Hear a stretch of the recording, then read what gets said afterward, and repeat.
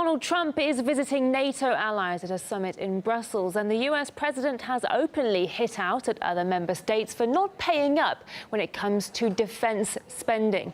We can now get the latest from our correspondent Charlotte Dubensky, who joins us live. Charlotte,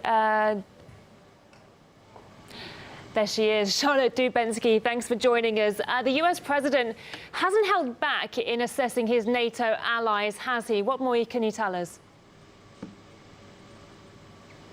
Absolutely not. It started with a tirade on Wednesday morning and it's continued this evening. In the last half an hour or so, there's been the latest tweet from Donald Trump says, "What good is NATO if Germany is paying Russia billions of dollars for gas and energy when only 5 out of the 29 countries have met their commitment?" This is the commitment of 2% of GDP towards military defense spending.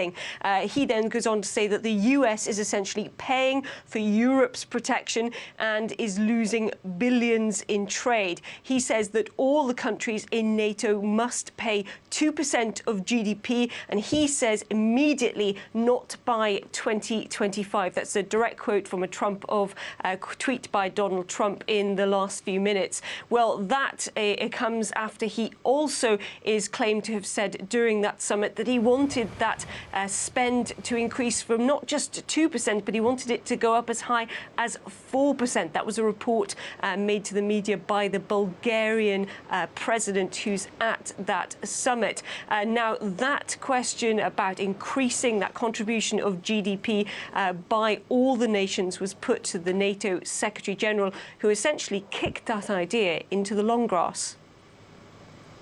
I think we should first get to 2%. Focus on that now. And that is what we have agreed. That's the pledge.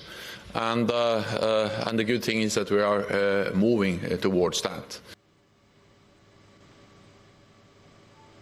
Well, that tweet by Trump calling for that immediate payment of 2% of GDP came after that tirade against Germany on Wednesday morning when the leaders met for breakfast. He actually talked about Germany's relationship with Russia, saying that Germany was being held captive by Russia because of a pipeline that's due to open, a gas pipeline, next year. This is the Nord Stream 2 project. And he said as a result of that, Germany was paying billions and billions of dollars towards Russia when actually it wasn't meeting its contributions when it came to NATO. This is what he said and Angela Merkel's response. Germany is a captive of Russia because they got rid of their coal plants, they got rid of their nuclear. They're getting so much of the oil and gas from Russia. I think it's something that NATO has to look at. I think it's very inappropriate. They pay billions of dollars to Russia, and now we have to defend them against Russia. Explain that. And it can't be explained, you know that. All right, thank you, press. Thank you. We're able to set independent policy and make our own decisions, and that's very good.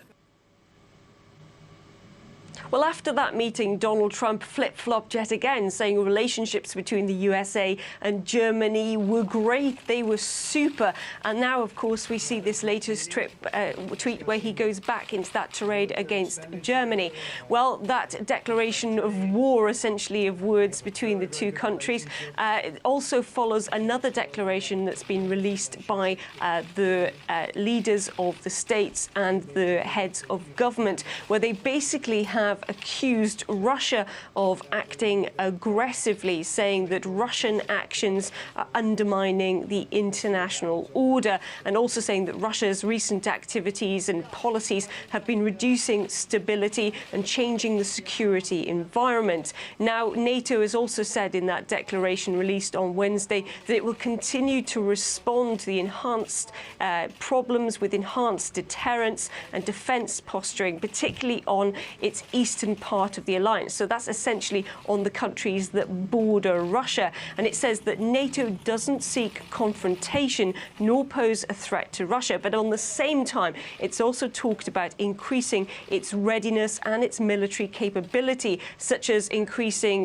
the naval combats to 30, the maneuverable battalions to 30, and the kinetic air squadrons to 30, and also making sure that they are ready for rapid response in 30 days or less if there is aggression. Many more discussions will continue into the night in these NATO talks, and of course there is also tomorrow, but this is already turning out to be one of the most decisive and controversial NATO summits probably in the alliance's history.